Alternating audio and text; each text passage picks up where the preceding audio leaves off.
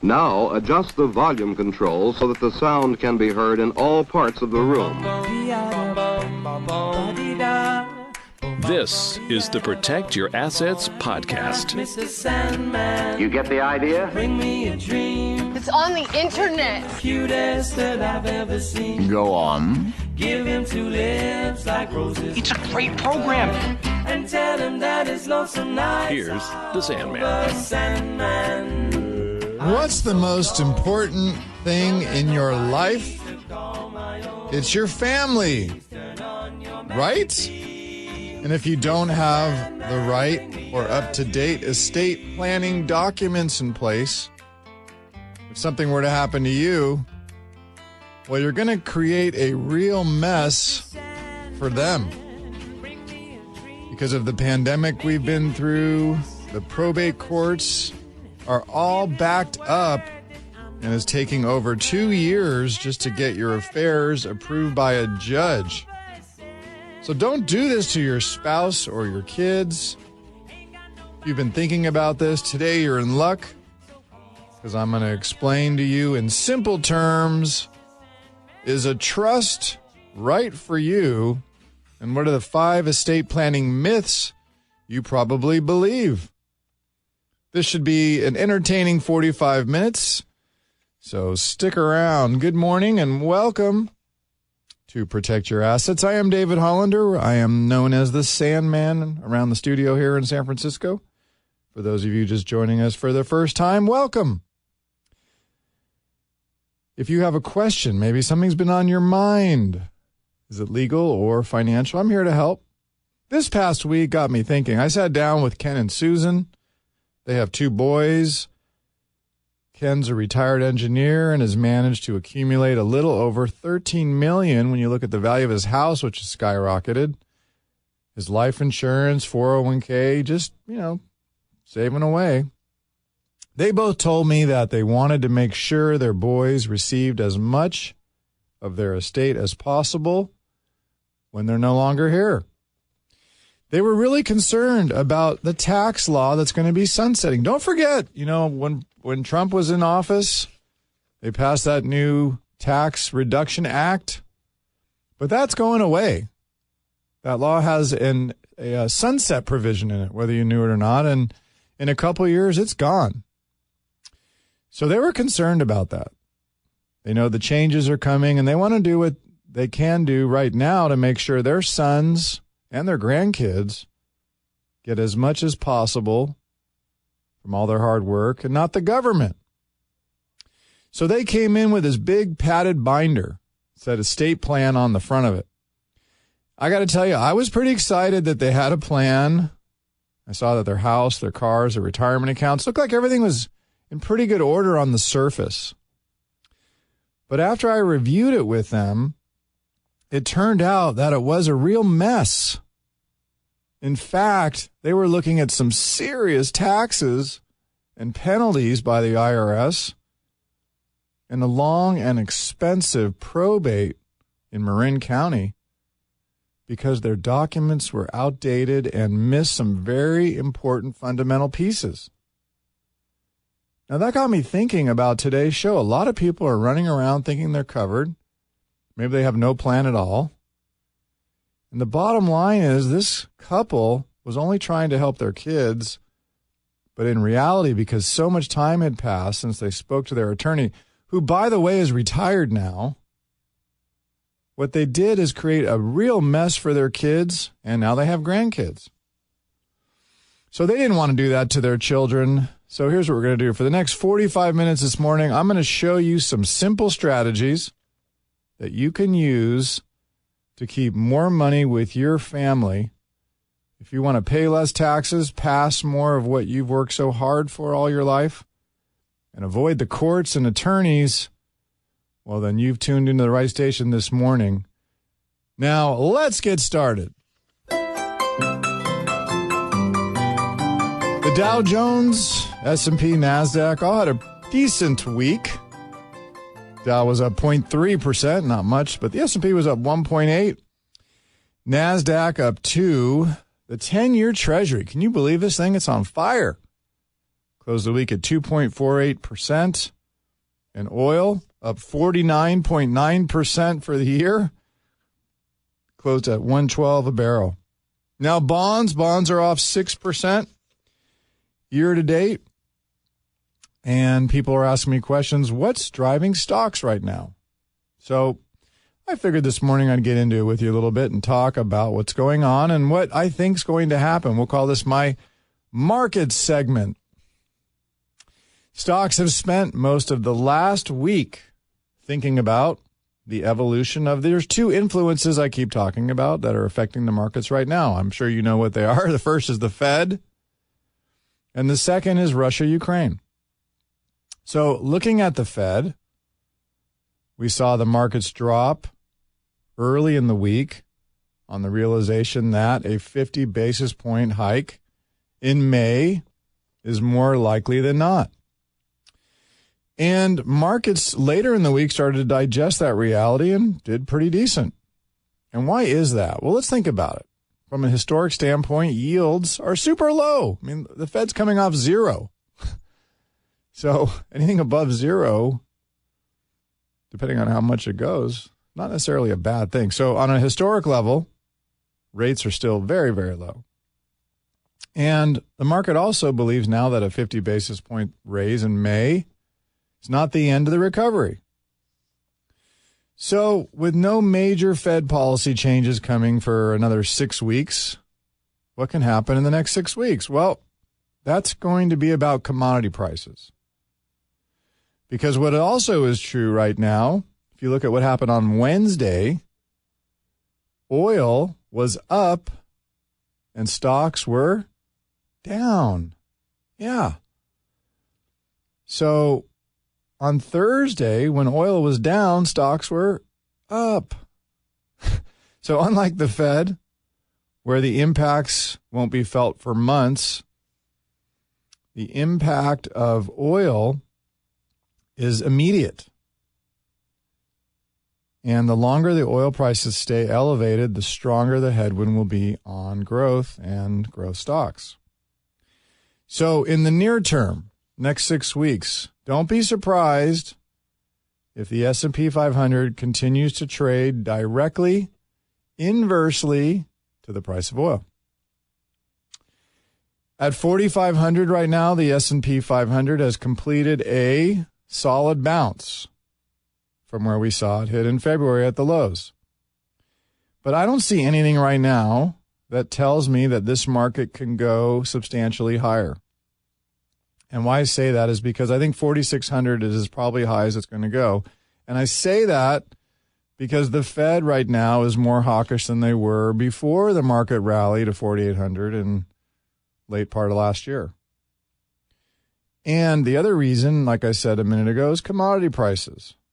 Oil I don't think is dropping anytime soon because you have this war going on. So don't get me wrong. I'm not happy that the S&P has rebounded, but I'm still very much of the view that you're going to see a trading range in the S&P 500 between, wait for it, 4,300 to 4,600. And I don't think we're going to really see anything outside of that until we get a meaningful reduction in the tension that's occurring across the world.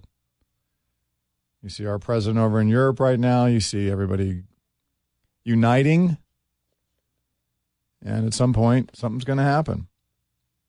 So that's going to be an issue. And then also, once we get confirmation that the Fed is done, that they figure out we're doing a good job, everything's fine, I think everybody will relax a little bit. So those are the things that are happening, and that's what's going on. Now, let's turn to the economy because that also is a signal of what's going on. And this past week, we had some good numbers coming out and some not so good numbers. The PMI, what the heck is that? Well, this has to do with people making things. And the number was super solid, was 58.5, which is good. Anything over 50 is good. The estimate was 55.9. So we had almost 3 points higher, which shows that growth is happening, and it's happening in the service sector. And it's strong. There's no denying that. The other good news we saw was that these supply chain pressures, like getting stuff delivered to your house. That's improved a lot. In fact, the supplies are starting to grow, which means that there's a lot more inputs coming in, more available resources to do things with. So those figures are strong, and that helps. It helps a lot. The other issue that we have is inflation. Inflation's still running hot, and because of the numbers that I saw last week, I don't think that it's peaked yet. So the Fed is concerned about that. It's another thing we have to keep looking at. Now, the other thing that was disappointing is durable goods, and I'll tell you why that's important and why you want to keep your eye on that is because durable goods represents what businesses are spending. And right now, bottom line, businesses spending dropped a little bit in February. Now, 1 month alone is not a big deal. But if that continues, if businesses are starting to spend less, then that will mean the economy may be slowing down. So that's another area we have to be paying attention to now after that report. And we'll just have to see. So the next report will be coming out in about 3 weeks, and that'll measure what just happened here in March. So we'll see what happens there. Commodities, the big issue there, natural gas. Yeah. U.S. natural gas prices were higher this past week. Why? Well, President Biden met with the European Commission President von der Leyen, and the two of them were talking about us, U.S., giving more liquefied natural gas to the EU. And their goal is 15 billion cubic meters by the end of the year. Why make trillions when we could make billions? So from a supply standpoint, the fact that current natural gas stockpiles are 20.9% below the levels from last year, and get this, 17.4% below the 5-year average, this is supported of that price, that commodity, especially when you consider the EU demand that could come online here. That's pretty good. So you have less supply, bigger demand. Natural prices on gas, I think they're going to keep rising. And right now we see with the technical confirmation settling somewhere in between $6 and $6.50. That's very strong. So natural gas might be a place that you want to think about. All right, coming up next, what documents do you need in an estate plan today? We'll find out when I come back. You're listening to The Sandman on the Protect Your Assets Radio Network. We'll be right back.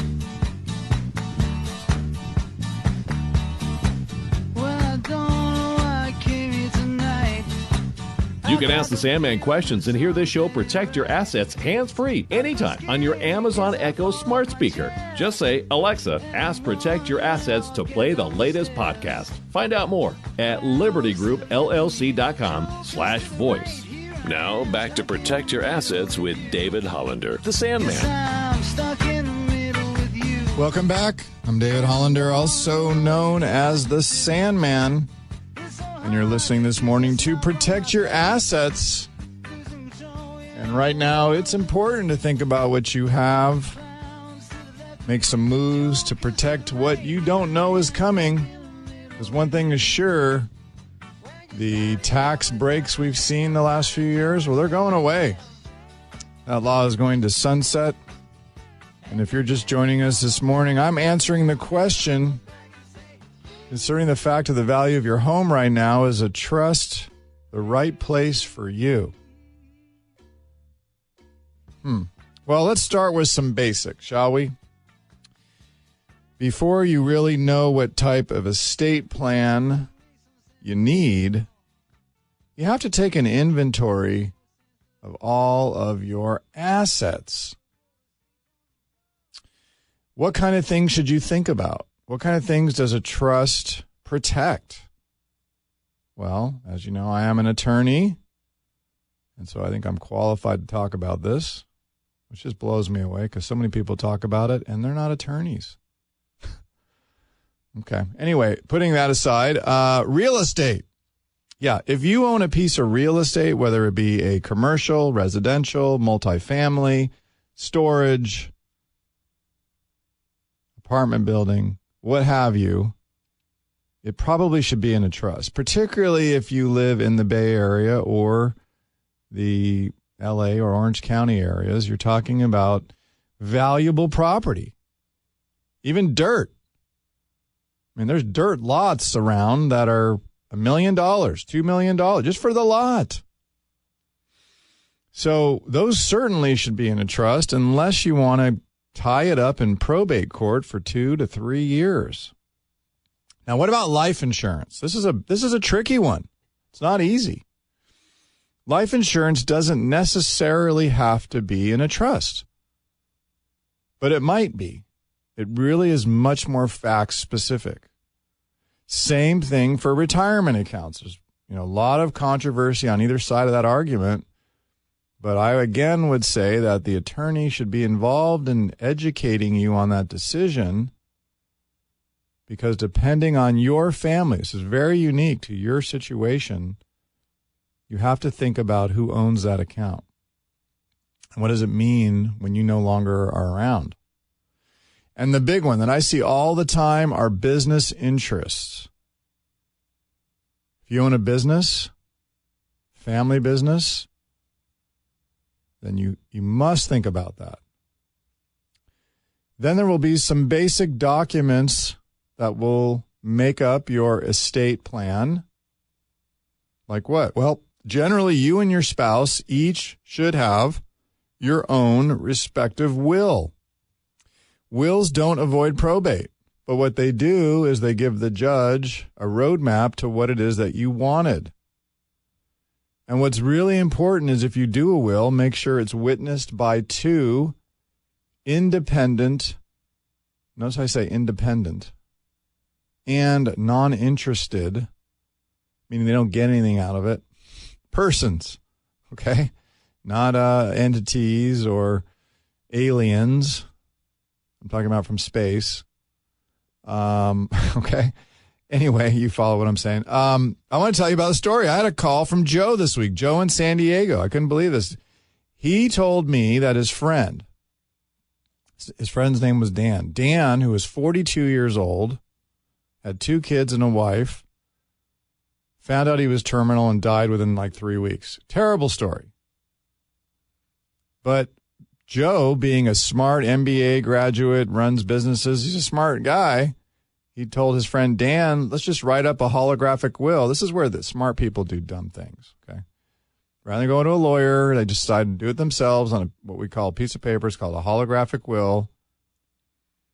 And guess what? The dummies didn't have an executor in there. So guess what that means? Probate. Yeah. So you did nothing, really. Don't do that. It's dumb. Durable power of attorneys and durable power of attorney financials. What's the difference? Well, the durable power of attorney could be a health care, also known as advance directive. Those are all similar type of documents. DPOH, we call them in my business. What does that do? Well, it does this. If you want to receive morphine when you're on your bed in pain and dying, you need to tell them that, because morphine can speed up your death. And a lot of people don't want to make that decision for you because they're worried about guilt, about going to jail.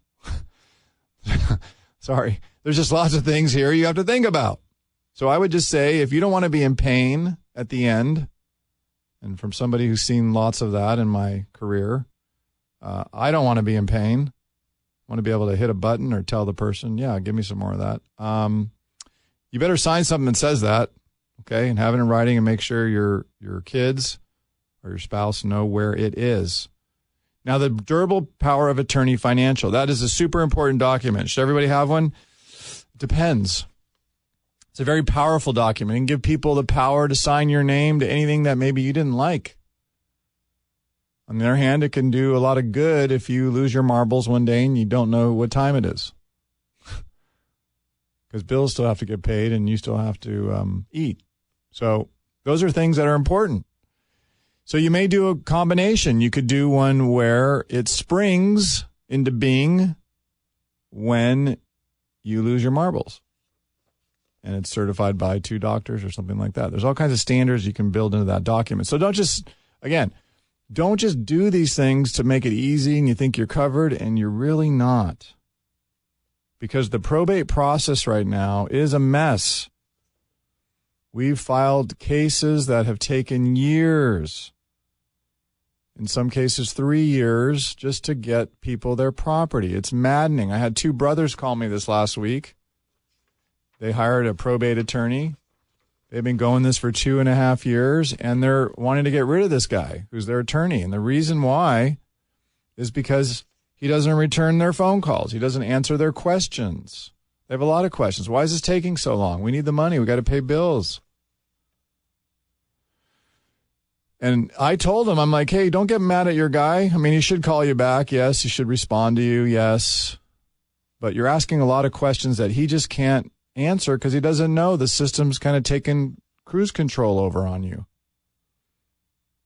If you drive a car around, maybe an electric vehicle, you know what I'm talking about? How they can just take over your car and start driving.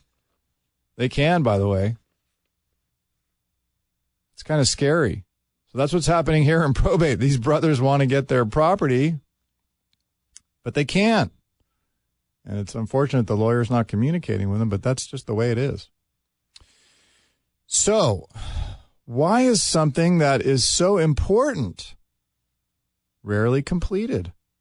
I think I know why. I think it's because not speaking to my lawyer profession, although some do this, they make it overcomplicated, seem difficult. Because when you start this process, there seem to be so many choices that you have to make.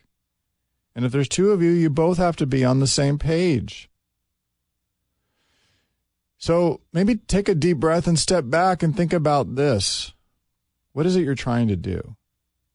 What are you trying to pass on to who?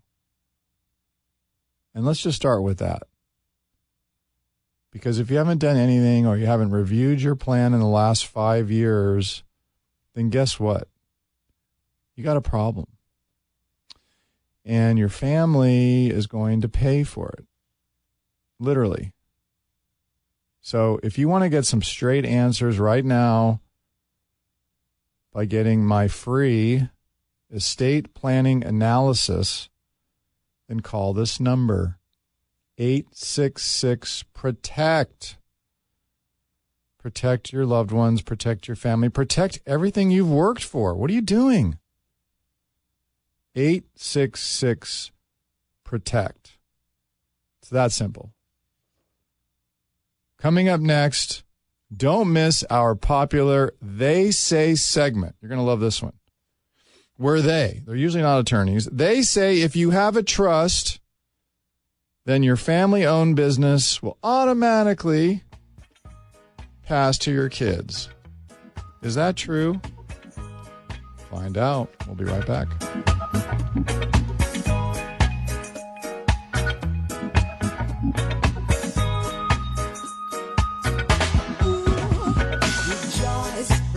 You can ask the Sandman questions and hear this show Protect Your Assets hands-free anytime on your Amazon Echo smart speaker. Just say, Alexa, ask Protect Your Assets to play the latest podcast. Find out more at libertygroupllc.com/voice.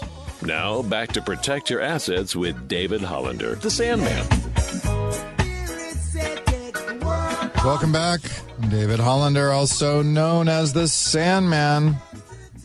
And you're listening this morning to Protect Your Assets. And right now, with rates seeming like they're running away, are we headed for another recession anytime soon? Well, if you want to know more about that, you've got to go listen to my podcast, because I've shared with you my thoughts on the market for the next 6 weeks. And the only way to find that is to download us on your podcast. If you use Spotify or iTunes or any of those, under the search glass, Just type in protect your assets. And we've added some new content. You'll see a new graphic they created of me. It looks pretty good, I must say, but check it out. Anyways, you'll see it there, and you can search for the market segment. And right there, we'll talk all about what's going on right now.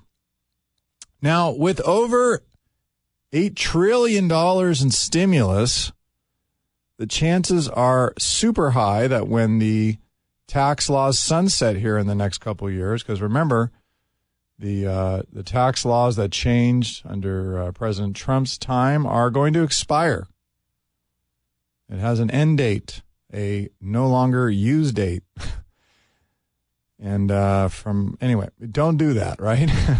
Don't use expired food. It's not good. Anyway, it's a very high probability that the estate tax will be changing and that you're going to have to give more to the government at some point here in the future, particularly if you have assets that have accumulated in value. So if you're trying to pass assets on to your kids, there's things you can do to make sure that you keep more of that in your family by using these legal strategies that exist to help that wealth pass from generation to generation.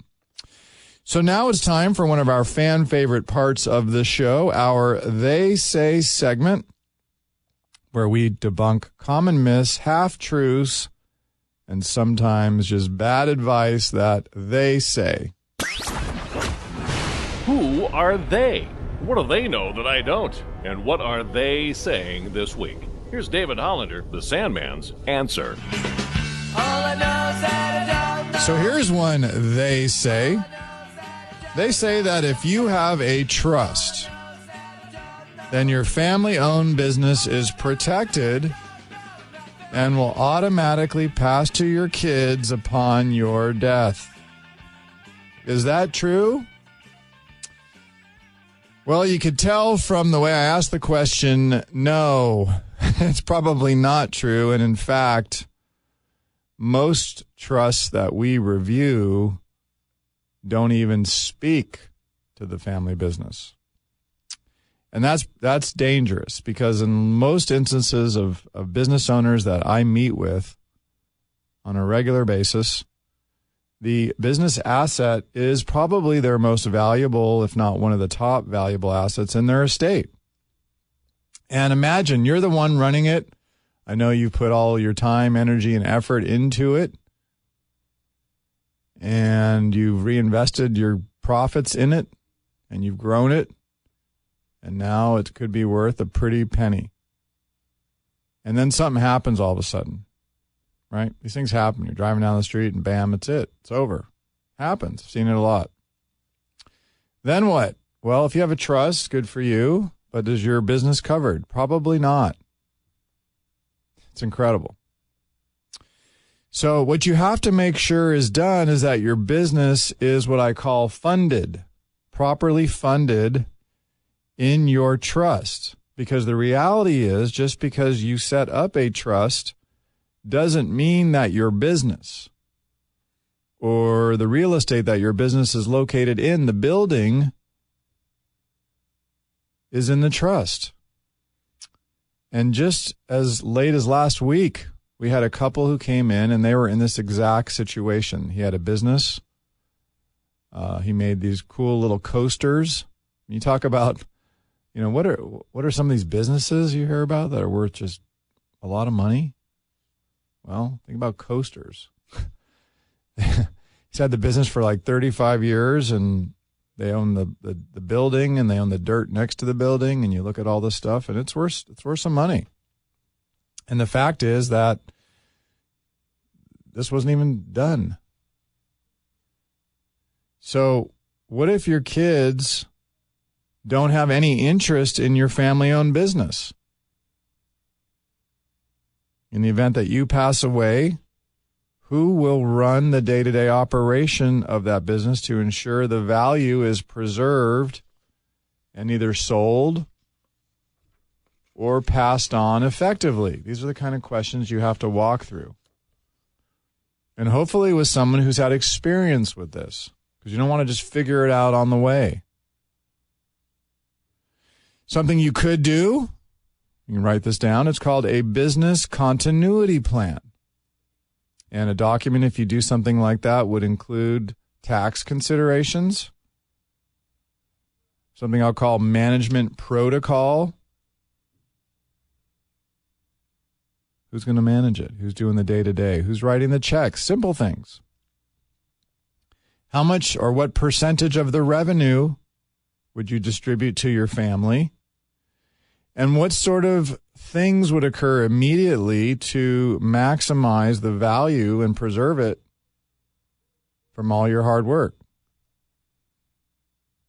And I'm going to tell you right now, you should not be short-sighted on this. You worked too hard to get it to where it is today.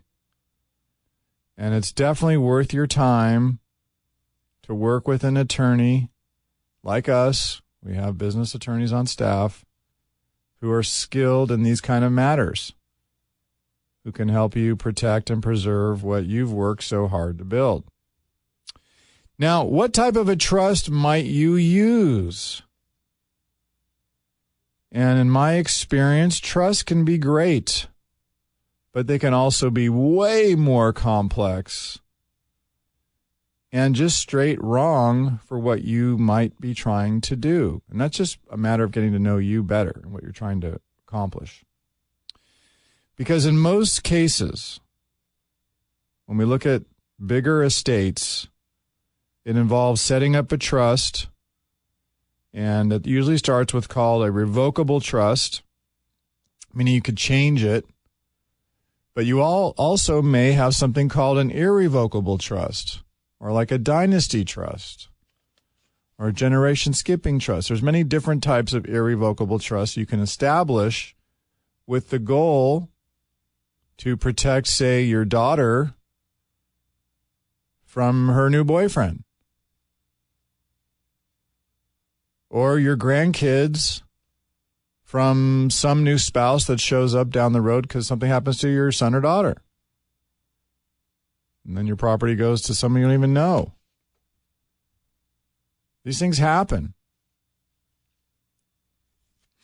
So just realize that just because you create an irrevocable trust and you pass that control of that asset over to the trustee, doesn't mean you necessarily lost it. Because remember, who you choose as trustee has what's called a fiduciary responsibility, meaning they have to look out for the best interest of the beneficiary. And hopefully you've chosen a trustee or fiduciary who has the not only wherewithal, knowing how to deal with these things because they've done a lot, but also the backing. Meaning if they make a mistake, there's a purse to pursue. So it could be a large institution. It could be an insurance policy. There's something there to protect the beneficiaries and protect your assets. Now, think about this too. If you have a trustee, I see this frequently. The trustee is also the beneficiary. Like your kids, right? The kids could be the trustee, but they're also the beneficiaries of this thing, and you see immediately what I'm talking about. Because lots of things can happen, and I've seen so much in my career of 30 plus years doing this that I can just tell you that just because you name your kids and you think that they're going to outlast you, sometimes they don't. And sometimes they don't in ways that we just can't see right now. And you can create conflicts between your kids. Like if you name one kid over another and they don't get along, or they now don't get along because one has more millions than the other does because they have control over their money. And then their spouse, the one who's not in control, gets in their ear about how their brother or sister is so unfair, right? Treating you so terribly. Pushing the strings that for years your child's been venting on them about for whatever reason. I mean, these are irrational things that just happen because we're human. We get angry at little stupid things, right? We let them build up in our minds, and they don't really mean very much, but for whatever reason, we get excited about it. So you can think about putting one child in charge of some things and the other one on other things, or you could have a independent, neutral party, like a professional or a corporate trustee, be in charge of the big decisions. And by doing this, you're going to reduce family conflict in the future. And I just can't tell you how many times I've seen this with families where the decisions you make, which seem like they're good and certainly well-intentioned and certainly expeditious, they end up being medieval torture chambers. And that's the thing we want to avoid. So what I want to encourage upon you today is that you need to do what's called an estate planning stress test. And that's where you can uncover problems that may exist there by just having a frank conversation with somebody who understands and who knows how to ask the right questions. So if you'd like a second opinion from a fiduciary, then I'd like you to give me a call right now. Here's the number, 866-PROTECT. Call this number, 866-776-8328. I'll give it to you again, 866-776-8328, and protect everything you've worked so hard for, and just have a conversation. Coming up next on Protect Your Assets, think your wife will end up with your retirement account if something unfortunate happens to you. Think again. Find out what has happened to others who weren't paying attention to this one. It always pays you to keep it tuned right here. We'll be right back.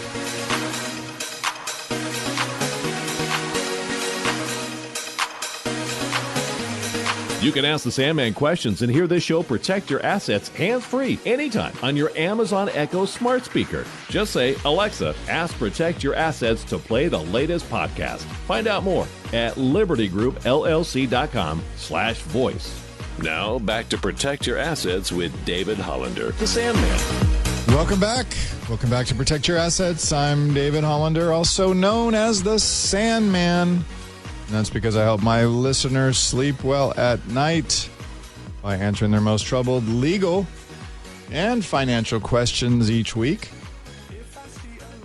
And I will bet that one of the most important things in your life beyond everything else is your family. And if that's the case and you haven't done a will or a trust, or you're walking around with one that's inadequate, then you're leaving them a huge mess to deal with. And when you add the pandemic jammed courts on top of that right now, you're looking at years before they get what you've worked so hard for. So this morning we've been talking about, is a trust right for you? Getting back to today's topic, here are some more myths that you might believe that can get your family into some real trouble real quick. Now, here's one. Thinking your will has more power than it really does. Here's what I mean by that. Many clients that I've talked to believe that their will or trust takes precedent over the beneficiary form connected to their retirement account. And this could be flat out wrong. Because a will governs assets that go through probate. If you have a IRA, 401k, SEP, KEHO, TSA, 457, I can go on, but I won't. By contract, the beneficiary is designated whether you like it or not. And that will avoid probate. Recently, I met with a client who had 3 different 401k accounts. One I knew about, the other 2 I didn't. These go back over 20 years. They were different employers. He just forgot about them. In fact, he got a letter from the Social Security Department saying, you may have $102,000 sitting over at this other custodian. Huh? What? Dave, can you look into this? What is this? Yeah. Well, when we reviewed the account, once I found it, and that took a lot of heavy lifting, we discovered that his ex-wife, who he had been divorced from for 15 years, She was the primary beneficiary on this $100,000+ account. And so if he just died all of a sudden, his new wife would get nothing. Well, you knew what she did when she found out about that. She slapped him in the head. Dummy, what are you doing? I forgot. I didn't even know I had this. Okay, fair enough. How do I fix it, Dave? Well, we got to first get the account and then find it and da-da-da. So we took care of it. It's all done now, but talk about walking around, right? La-da-da, everything's good.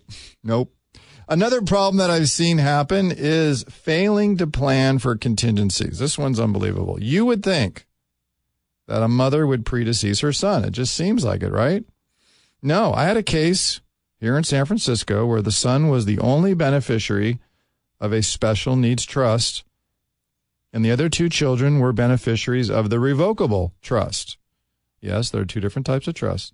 When the special needs child died before his 92-year-old mom, and then she became sick and died 6 months later, the two remaining kids who were alive got nothing. Yeah. So she needed to have something in the papers called persterpes. You can walk around with that word today. Persterpes. What did you just say? I'm not talking about the one with the H. No. Persterpes. It means it follows the bloodline. If they had just done that, if it just had that simple language in there, guess what? They would have avoided the probate court and the kids would have got the money. Everything would be just fine. Talk about persterpes. Okay, some best practices to take to heart. Keep copies of all your communications with your beneficiaries. Letters, emails, all that stuff. Have it in a safe location. And please, review your estate plan every 3 to 5 years. Because with the tax law changes, they're coming. Before you know it, things are going to change. At the Liberty Group, we do estate planning with lawyers, not with people who don't know what they're talking about. We have tax people and we have financial planners, all who work together to help our clients feel more confident and comfortable.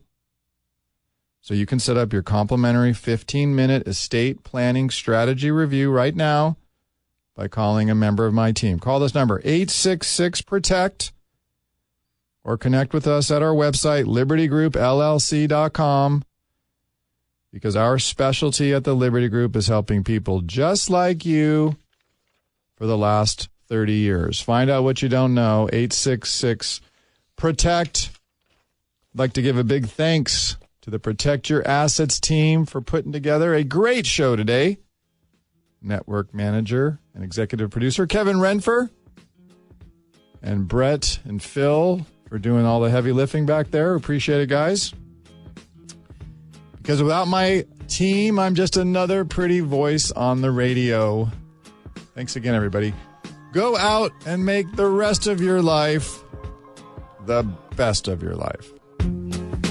Investment advisory services are offered through Liberty Wealth Management, a registered investment advisor. This podcast is for informational purposes only and should not be relied upon as a basis for investment decisions. The strategies mentioned are not suitable for everyone. The information expressed does not consider your specific situation or objectives and may not be appropriate for all investors. Past performance is not indicative of future results. To better understand the risk associated with investing and how it reacts to different market conditions, listeners should always consult with their qualified investment professionals, financial advisors, legal or tax specialists, and conduct their due diligence before making any financial decisions or taking any action. The legal information provided on the air is not intended to substitute for callers hiring their lawyers to advise them about personal legal matters. Investments involve risk and, unless otherwise stated, are not guaranteed. Liberty Group LLC paid for the following program, and the host's views and opinions do not represent those of the station or its ownership. California Life Agent number 048569. Persons engaging the services of one affiliate of Liberty Group LLC companies should be aware that each company is operated separately.